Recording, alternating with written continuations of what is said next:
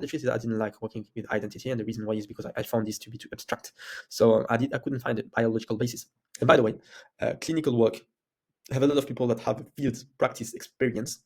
So they try things and they don't understand the logic behind it, but they see it works, and so they create methods around these kind of things, but that know nothing about neuroscience. And so that's one of my fight, because I'm passionate about neuroscience, and also I'm a Muslim, and I don't want to use any fancy weird kind of methods. So one of my fights is to try to ground my therapy on neuroscience, on observable empirical facts, so I can make sure that what I provide for Muslims is something that is healthy, objectively correct, inshallah ta'ala. So that's one of the reasons I neglected identity work for such a long time, because I couldn't find a biological basis, and I don't like to use things that I can ground on objective science.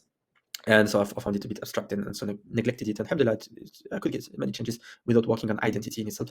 But of course, it's a shame, because you have proof, a clinical proof that this is working. It was just too shady for me, too weird to use. So I just neglected it. And subhanAllah, like I told you, one of my fights is to reconcile neuroscience with clinical practice and therapy, which is very hard, by the way, because like most neuroscientists are very bad in clinical practice. They are, if you look for clinical advice among neuroscientists, a lot of time you get some very bad advice and very non-practical advice, and they just don't get it. And same thing for clinicians. A lot of time clinicians, they are very bad in neuroscience. They maybe know that you have a part of the brain that is known the limbic system that process some sort of emotion, and that the prefrontal cortex is about decision and analysis. Yeah, this kind of basic neuroscience stuff, they may know it, but the truth is, if you really try to test them on their neuroscience understanding, they're very bad and they don't get it.